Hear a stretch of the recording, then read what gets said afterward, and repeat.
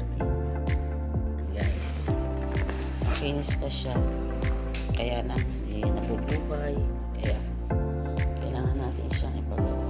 Pupunta tayo ng tansa. Naisip ko kung saan siya ipapagawa, kung sa Pure Gold ba, sa SM o sa Robinsons. Try muna natin guys sa Pure Gold. Kapit muna tayo dyan sa kabila, lakad-lakad ng konti, tapos yung tabirin natin yan papunta ng Pure Gold. Exercise na rin yan guys. May jogging din dito, yan. Maraming kainan dito, may Jollibee, may jogging, may McDo guys. Pasok tayo sa loob ng Pure Gold.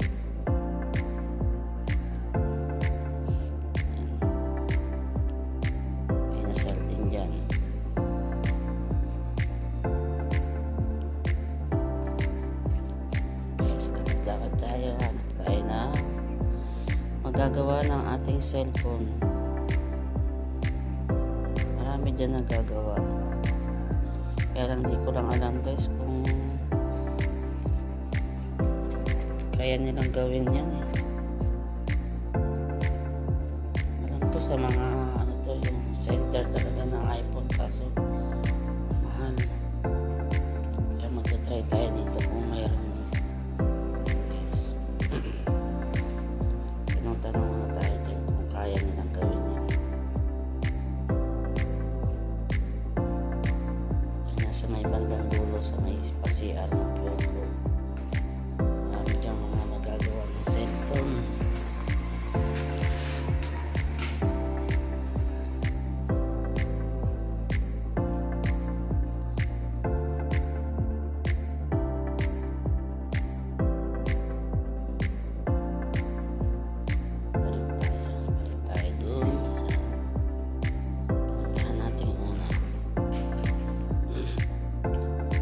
Guys, yan ang unang pinuntahan ko.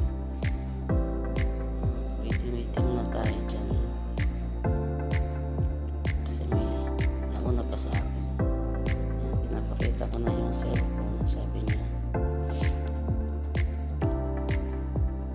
try niya daw magawa 1.8 daw. 1.8 daw ang gawa. Ano akong pinuntahan, kaso parang si kuya marunong, siya marunong magbukas, tinry niya yung buksan kaysa mabasag niya. Ang sira niyan ay CPR no? Hindi pala guys, LCD. Ba't ba CPR ang sabi ko? Hindi niya nagawa, pinapunta niya ako dyan sa SM, dyan daw sa second floor. Punta naman ako guys sa SM naman. Magkatabi lang naman yan ng SM Pure Gold. Magkatabi silang dalawa. Siyempre lakad-lakad naman ng konti guys, diba? Kasama na rin yung pasyal, gala-gala. Gusto na sana magawa.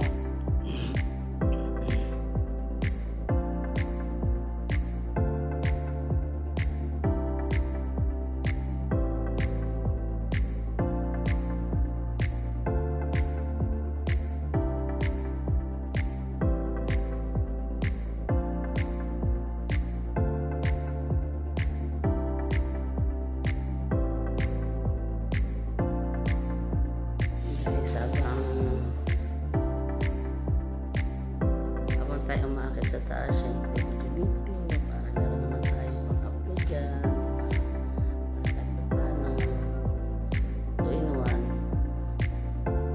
pagala ka na, may pang-upload ka pa. Ayan guys, dyan sa may bandang dulo ang gawaan yan.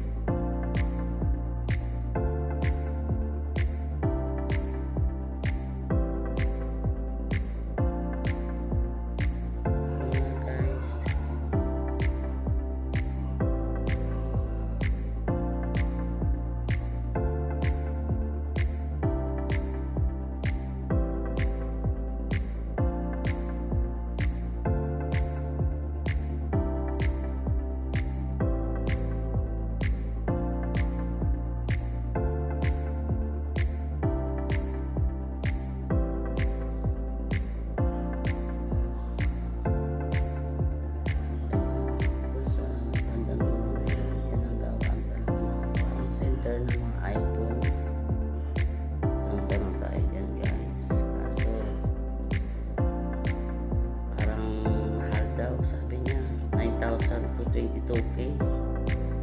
Ang gusto niya, bilhin niya na lang yung cellphone ko. Kaya gagawin niya 4k.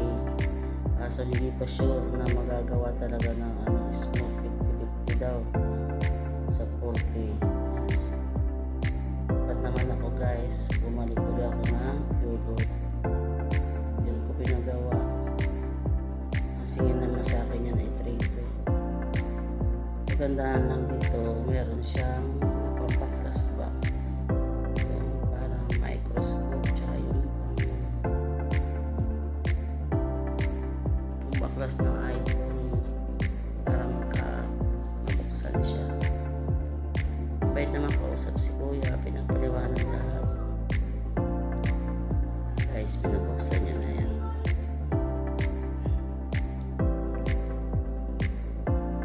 Lapit na magawa.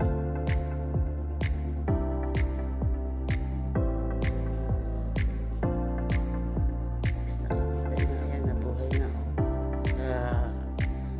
Kanina wala yan, hindi yan nabubuhay. Kaya lang meron siya parang green na linya sa gilid. Hindi naman pinalitan ng LCD kasi wala nga akong budget para sa ganun. Ang budget ko lang talaga yan 4-5. Ayan guys, kaya nakita nyo diba may linya. Ayan na siya. Gawin na ako ng bahay dyan. Nice na iPhone Pro Max 13. Bibilang ko pa siya ng charger. Guys, thanks for watching.